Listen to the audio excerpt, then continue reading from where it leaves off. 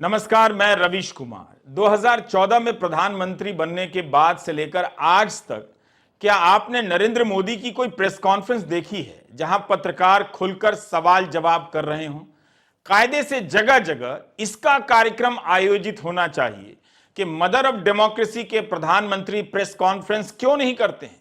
अगर यह जरूरी नहीं है तो फिर मन की बात के 100वें एपिसोड के जश्न मनाने की इतनी तैयारी क्यों हो रही है?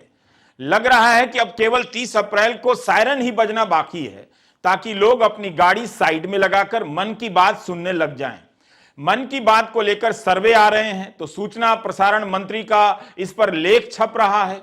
बताया जा रहा है कि 100 करोड़ लोग मन की बात कभी ना कभी सुन चुके हैं। आप जहां हैं, एयरपोर्ट या रेल में या खेत खलियान में, पूछिए कौन मन की बात सुनता है। हम नहीं कहते कि कोई नहीं सुनता है, क्योंकि ऐसा हो नहीं सकता कि कोई ना सुने। हमारा इतना सा कहना है कि अगर लोग इसे स्वाभाविक रूप से सुन रहे हैं, उनका पसंदीदा कार्यक्रम है, तब फिर आदेश, निर्देश या सलाह या तैयारी की क्या जरूरत है?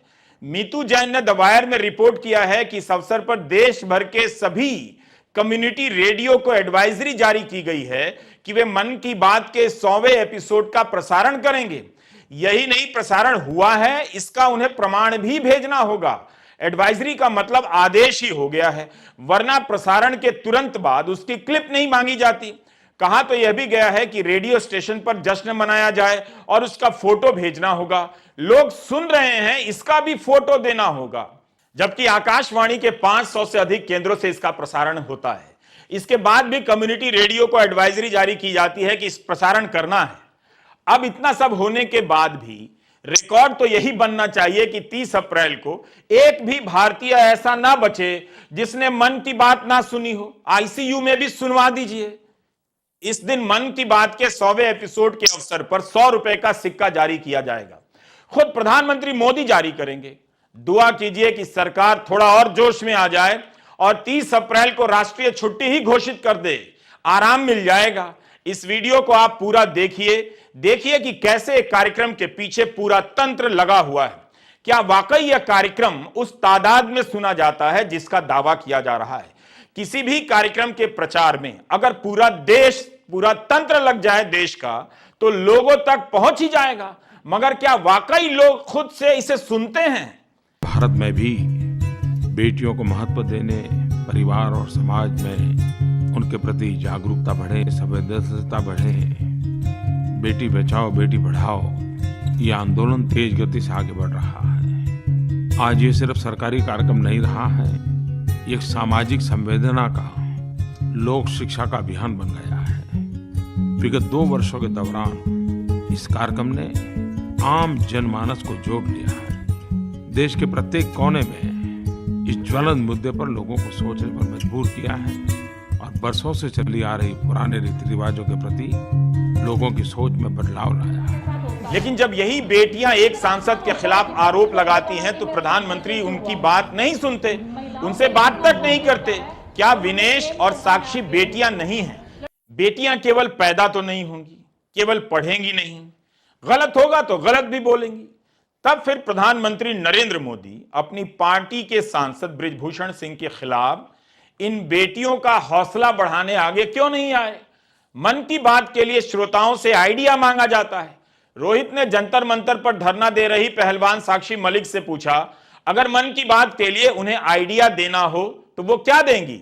सर, इसमें मन की बात में ये शामिल होना चाहिए कि लड़कियों का पैनल बिठाओ और उनकी मन की बात सुनो। कोई स्पोर्ट्स में से बिठाओ लड़कियां, उसका मन की बात सुनो कि हम कितना स्ट्रगल करते हैं, कितने साल लगते हैं हमें इस मुकाम तक पहुंचने के लिए, क्या क्या सैक्रिफाइसेस करने पड़ते हैं हमें।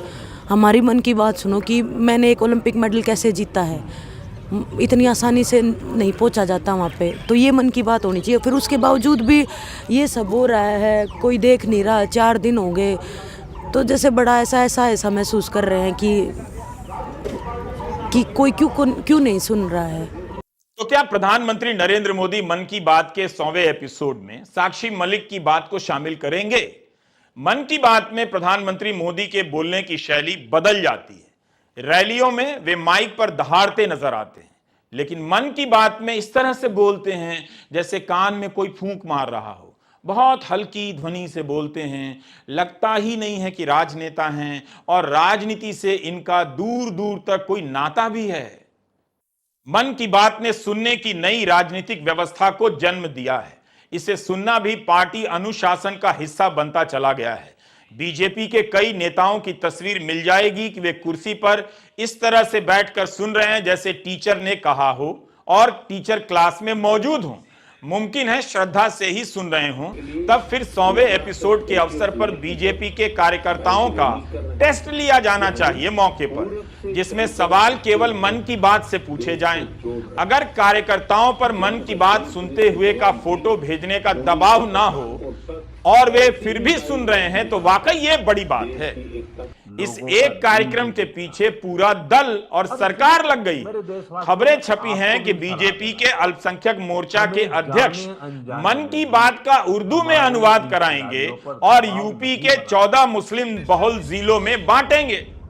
इन्हें यह भी पता होना चाहिए कि उर्दू पढ़ने वाले यूपी के उन 14 जिलों में ही नहीं रहते हैं, देश के दूसरे हिस्सों में भी रहते हैं।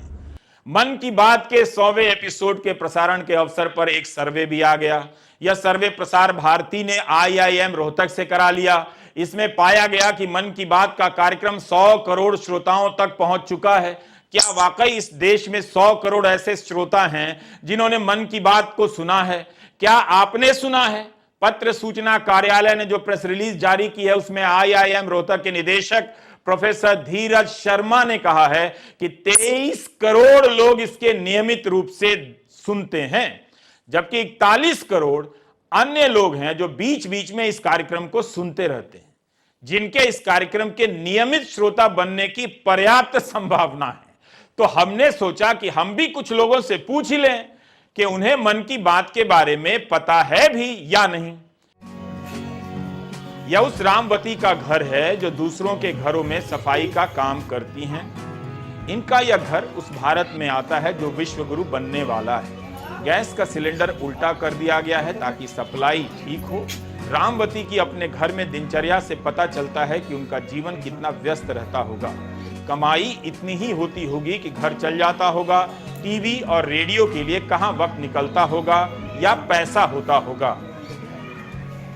आपने कोई मन की बात सुनी है? मैंने नहीं सुनी है मन की बात। किसी से सुना हो कि मन की बात में कौन कौन लोग होते हैं, कौन बोलते हैं? काम पे तो फुर्सत ही नहीं मिलती है। किसी से सुना होगा कि हाँ मन की बात में ये लोग होते हैं, ऐसी ऐसी बातें होती हैं? टाइम ही नहीं मिलती है।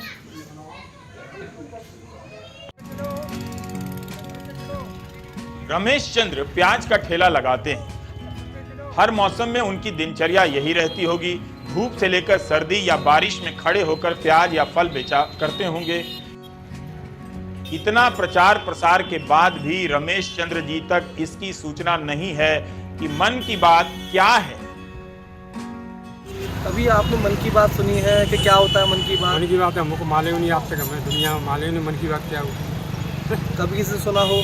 कभी नहीं सुना है मन, पहली बार सुने मन की बात। मन की बात के बारे में मालूम नहीं। जवाब कितना संक्षिप्त था, सवाल के साथ ही खत्म हो गया। जिन लोगों ने सर्वे में यह पाया कि 100 करोड़ लोगों ने मन की बात को सुना है, उनसे आग्रह है कि वे रामचंद्र और रामवती जैसे लोगों तक मन की बात पहुंचाने का प्रयास करें। IIM के निदेशक धीरज शर्मा जी खुद रेडियो लेकर ऐसे लोगों के घर जाएं और उन्हें मन की बात सुनाएं। निदेशक जी मैदान में उतर जाएंगे तो रिसर्चरों में उत्साह आ जाएगा, एक्साइटमेंट। बल्कि सरकार को निर्देश देना चाहिए कि सभी IIM के सभी निदेशक 30 अप्रैल को रेडियो लेकर मन की बात सुनाने किसी गांव या गरीब के घर जाएंगे और कार्यक्रम के तुरंत बाद उसका फोटो और वीडियो सीधे मंत्री जी तक पहुंचाएंगे। केवल कम्युनिटी रेडियो पर ही इस तरह का दबाव क्यों पड़े? सरकार कितना कम पैसा देती है। संसद की स्थायी समिति की रिपोर्ट है कि भारत में कम्युनिटी रेडियो मूवमेंट चल रहा है। उसके तहत 3 साल के दौरान जो फंड दिए गए हैं वो बहुत कम है और आधा भी खर्चा नहीं हुआ है। 2022-23 में 3 करोड़ 84 लाख रुपए दिए गए थे। अगर IIM के निदेशक इस तरह के अध्ययन कर रहे हैं तो ये भी करें कि रेडियो लेकर लोगों के घर जाएं, क्योंकि मन की बात केवल कम्युनिटी रेडियो तक सीमित नहीं होना चाहिए। देश के कोने कोने से लेकर स्विट्जरलैंड के जिनीवा तक में मन की बात का प्रसारण होगा। यूएन में भारत का स्थायी मिशन और दूतावास मिलकर बाकायदा पूरा कार्यक्रम करेंगे, जिसमें मन की बात के प्रसारण के बाद उस पर बातचीत होगी और उसके बाद नाश्ता मिलेगा। सपरिवार न्योता दिया गया है ना शानदार बात। मेरा मानना है कि भारत में भी कम्युनिटी रेडियो पर प्रसारण के बाद मुफ्त नाश्ते का इंतजाम किया जाना चाहिए, क्योंकि मन की बात केवल मन की बात नहीं है, राष्ट्र निर्माण का यज्ञ है। इसके सुनने से जज्बा पैदा होता है। सर्वे में निदेशक ने बताया है कि सुनने वाले 60% लोगों में राष्ट्र निर्माण के प्रति दिलचस्पी पैदा होती है। शायद इसी दिलचस्पी का असर मुझ पर भी हो रहा है कि इसे पढ़ते हुए मैं काफी सीरियस नजर आ रहा हूं। सवाल है कि जब 100 करोड़ लोगों ने मन की बात को सुना है तो बाकी के 40 करोड़ इस 8 साल में कैसे छूट गए। राम बिहारी सड़क किनारे बनी इन झोपड़ियों में रहते हैं, रोज की मजदूरी का काम है। आईआईएम के निदेशक से आग्रह है कि वे बेलदारी करने वाले राम बिहारी के घर रेडियो लेकर आएं और मन की बात सुनाएं। मन की बात आती है टीवी पर, रेडियो पर, आकाशवाणी पर, सुनी है मन की बात आपने? हमने तो नहीं सुनी, वैसा हम तो पढ़े लिखे हैं नहीं, हमारे पास टीवी है ना कुछ है, तो ऐसे ही पड़े रहते हैं झोपड़ियों में। लाइट तक तो है नहीं हमारे पास यहाँ। रहते कहाँ? झोपड़ियों में। ये भी नहीं मालूम कौन करता है मन की बात? ये मालूम है कौन करता है? हमें नहीं मालूम है, हमें तो वो चीज़ को पता नहीं, तो हम कैसे बता दें। सब्जी का ठेला लगाने वाले हरेश ने मन की बात सुनी। इसे सुनकर हमें भी अच्छा लगा कि जिस कार्यक्रम को सरकार इतना बढ़ावा देती है वो हरेश के पास पहुंचा है। हरेश को पता है कि इसमें क्या क्या बातें होती हैं। मन की बात सुनी है? मन की बात कभी सुनी? कभी किसी सुनी हो कि मन की बात में कौन कौन लोग होते हैं, क्या बातें होती हैं? मन की बात में तो बीजेपी की वाली बात होती है, मोदी जी अपनी मन की बात बताते हैं। और कौन लोग होते हैं उसके अंदर? उनकी पार्टी के लोग होते हैं। कितनी बार सुनी है आपने? मैंने 4-5 बार सुना है। आखिरी बार कब सुनी थी? आखिरी बार 1 महीना करीब हो गया।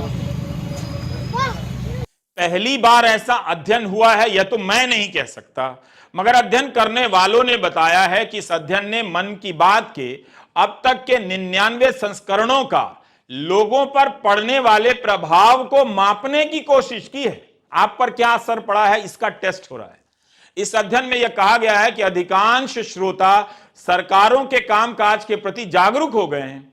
गोदी मीडिया को भी आईआईएम रोहतक से इस तरह का सर्वे कराना चाहिए कि उनके नफरती डिबेट का लोगों के मन पर क्या असर पड़ता है। अगर इसे 100 करोड़ लोगों ने सुना है तो प्रधानमंत्री के यूट्यूब चैनल पर इतने कम व्यूज क्यों हैं? इसके बारे में अध्ययन रिपोर्ट में क्यों नहीं कुछ कहा गया है? मन की बात कई सरकारी यूट्यूब चैनल पर अपलोड होती है, जैसे ऑल इंडिया रेडियो, दूरदर्शन, माई गव, पीआईबी आदि आदि।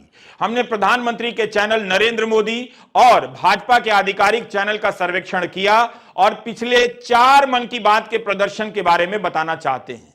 भाजपा के चैनल पर मन की बात में कमेंट बंद है और लाइक्स की गिनती नजर नहीं आती। दिसंबर 2022 में दोनों चैनल मिलाकर कुल 1,70,000 से अधिक व्यूज हैं। बस अधिकतर नरेंद्र मोदी चैनल के हैं, जहां मन की बात को 5,500 लाइक्स और 300 से अधिक कमेंट मिले हैं। यह है इस लोकप्रिय कार्यक्रम की लोकप्रियता। मन की बात पर ऐसा रिसर्च आपको कम मिलेगा जो हम दे रहे हैं। वीडियो लंबा है मगर आप पूरा देखिए, काफी मेहनत की है, काफी कुछ जानने और समझने को आपको मिलेगा। जनवरी 2023 में प्रधानमंत्री और बीजेपी के यूट्यूब चैनलों पर कुल 1.25 लाख व्यूज हैं। नरेंद्र मोदी चैनल पर 4,300 लाइक्स हैं और 280 से अधिक कमेंट। बजट के महीने में फरवरी 2023 में कुल 1,66,000 व्यूज हैं मन की बात पर। यहां भी अधिकतर व्यूज नरेंद्र मोदी चैनल पर हैं और 5,500 से अधिक लाइक्स हैं। लेकिन बजट महीने की मन की बात में भाजपा और नरेंद्र मोदी दोनों चैनलों पर कमेंट बंद है। मार्च 2023 जो सबसे ताजा मन की बात है उसमें दोनों चैनलों पर ठीक 1 महीने बाद अब तक करीब 1,10,000 व्यूज ही आए हैं। प्रधानमंत्री के निजी चैनल पर 4,500 से अधिक लाइक्स हैं और 12 कमेंट हैं जब हम रिकॉर्ड कर रहे थे उस समय का ये डेटा है। लेकिन अगस्त 2020 में भाजपा के हैंडल पर मन की बात को 8 मिलियन से ज्यादा व्यूज मिले, लेकिन इसमें 10 लाख से अधिक लोगों ने डिसलाइक भी किया था। ये बातें हमें वीडियो के कमेंट्स और अन्य मीडिया रिपोर्ट से पता चली हैं। कोविड के दौरान नीट जेईई परीक्षा करवाए जाने से नाराज छात्रों ने ऑनलाइन प्रोटेस्ट करने के लिए यह रास्ता चुना था। यह वीडियो आज भी हैंडल पर मौजूद है। अप्रैल 2020 में तालाबंदी के शुरुआती महीनों में दोनों हैंडल पर मिलाकर मन की बात को 13 लाख से अधिक व्यूज मिले हैं और 47,000 लाइक। अगस्त 2019 में धारा 370 के हटाए जाने के बाद मन की बात को करीब 2 लाख व्यूज ही मिले और 5,000 लाइक्स।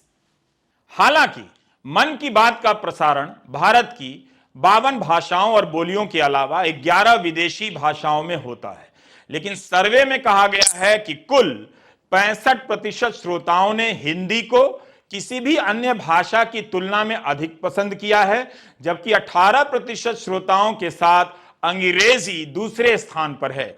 इसका मतलब तो यही हुआ कि 83% श्रोता केवल 2 भाषाओं से आते हैं, हिंदी और अंग्रेजी।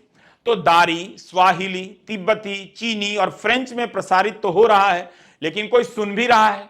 जब सर्वे हुआ था तो यह भी बता देते कि चीनी भाषा में, मंदारिन में कितने लोग मन की बात सुन रहे हैं। शी जिनपिंग सुन रहे हैं कि नहीं सुन रहे हैं, मैक्रोन सुन रहे हैं कि नहीं सुन रहे हैं पेरिस में बैठकर।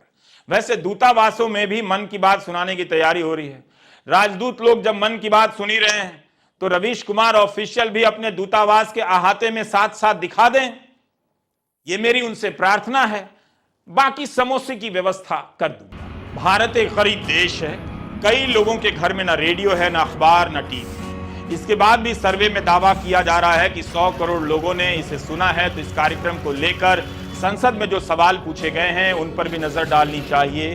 जो खबरें छपती रही, जुलाई 2021 में द वायर में रिपोर्ट छपी थी कि मन की बात के राजस्व में 90% की गिरावट आ गई है। 2017-18 में इसका राजस्व काफी था, उसकी तुलना में 19-20 में इसका राजस्व 90% घट गया। सरकार की तरफ से केंद्रीय मंत्री अनुराग ठाकुर ने राज्यसभा में लिखित जवाब में यह सब बताया है। राष्ट्रवादी कांग्रेस पार्टी की सांसद फौजिया खान ने पूछा था कि 78 एपिसोड के प्रसारण से कितना राजस्व आया है, तो मंत्री जी ने बताया कि 2014-15 में 1 करोड़ 16 लाख का राजस्व प्राप्त हुआ, 2016-17 में 5 करोड़ 14 लाख का राजस्व मिला और 2017-18 में 10 करोड़ 64 लाख का राजस्व मिला। 2018-19 में घट गया, 7 करोड़ 47 लाख पर आ गया। 2019-20 में और घट गया, 2 करोड़ 56 लाख पर आ गया। 2020-21 में तो और ज्यादा घट गया, 1 करोड़ 2 लाख का राजस्व हो गया।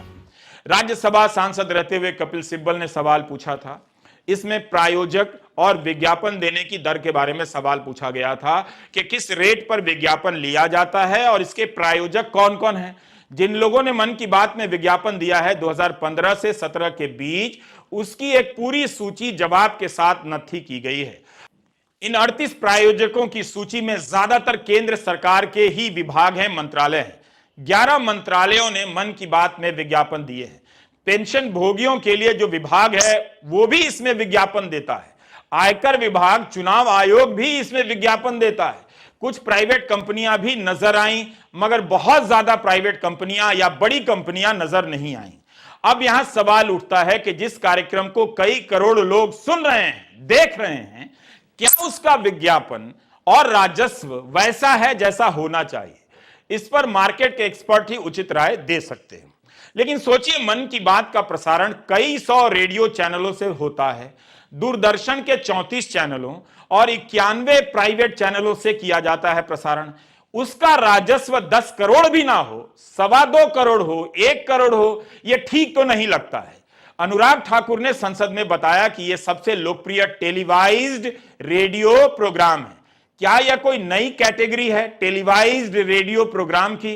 तो टेलीवाइज्ड रेडियो प्रोग्राम के तहत और कौन कौन से कार्यक्रम हैं जो मन की बात के बाद आते हैं, ताकि हमें पता चले कि इन कार्यक्रमों की तुलना में मन की बात सबसे ज्यादा सुना जाने वाला या देखा जाने वाला कार्यक्रम है। यह मेरा क्वेश्चन है।